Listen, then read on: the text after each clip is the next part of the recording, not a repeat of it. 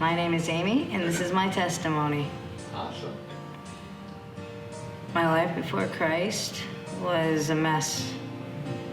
I started out as a foster child, brought into foster care from a very hard childhood. When children cannot defend themselves. And I ended up losing my way. I had no structure, no one to teach me, no big brothers, no mothers or fathers, so kind of on my own and ended up going down the wrong path. I ended up using drugs. I was getting into a lot of fights. I think I was looking sometimes to just fight. I was an angry girl, a very angry person.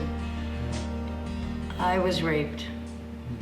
And that is the worst thing that happened to me while I was homeless. Because before that day, I was nervous being on the streets, sleeping alone, sleeping in places at strangers' houses. But until then, I really didn't know the dangers of actually how scary it could be. From that point on, it hardened me, and I became more skittish and nervous. So, tell us a little bit about how you came to know Christ. Well, he's kind of been there my whole life with me. I just didn't want to listen or thought that how could there be a God or even Jesus in that way for everything that I'd gone through. I just couldn't believe that if there was a God, why would he let anything happen to someone to a child? And I had a hard time, and I lost my way for a while. I didn't completely lose my faith. I almost did. I can say I almost gave up. I would holler. I would scream at God. I'd scream at Jesus. And then I'd get to the angry point saying, well, why'd you give your life for our sins if they're just still sinning? I died, technically, like they call it, clinically dead, 3 times before I turned 38. And I actually, 2 of those times were overdoses from drugs. And I came to, and one of the times somebody else, others probably wouldn't have made it, but God had other plans for me. All 3 of them times in less than 3 months, and he kept bringing me back. I knew, and I went into the chapel at the church after my heart attack, and it lit right up. And I asked him, what do I need to do? And I said, I know I need to get off the drugs. So that week I went to the clinic and I signed up, and I got a phone call. And I had a place to stay. As I was living underneath the bridge, I got in the clinic and I had that phone call I had been waiting for months. And I knew then he was telling me, you're doing your part, and I'm gonna help you a little here and there. That's how I knew.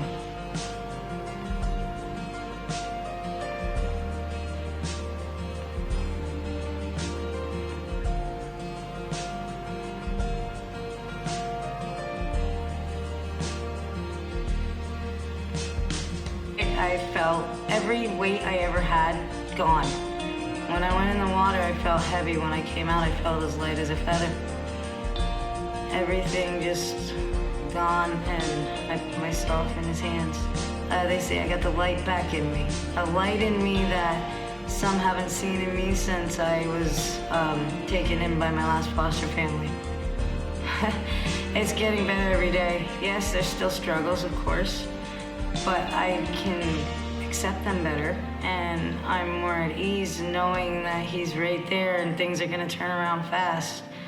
I mean, I've had a fire from my electric bike battery blowing up, and came out of that, our health. That's what mattered to me. It's not the material items, but we came out unscathed with very little. And that was after I was baptized, and I had a pretty good bike wreck, and I know that I was in his hands, because if I wasn't, I'd probably have a broken neck or a broken bone. Just those little things, and that I'm keep doing everything. I'm stepping towards my sobriety. I'm going in, and I'm feeling more confident knowing that he's there with me. I'm able to go in and speak to my counselor and not clam up because I know that God's right there sitting beside me and Jesus is on the other side too. And know they're there. I've put my complete trust and love into him. For those who want to find Christ, look for the signs. They're there. He is there. If you're not comfortable going to church, talk to someone that does and meet a pastor. Even if you don't want to go to the mass, go to a church, and if you have questions, just ask. There's a pastor, there's a priest, there's a minister, whatever, anywhere. But yeah, I need to help those who are gone down the path that I've gone down and help the youth. The youth is what I feel he's telling me to do, is help teenagers. They're the ones that have the hardest. Being in state care, being a teenager, and I know myself because adoption, like all of us foster kids, we all dream that someday a family's gonna want to adopt us.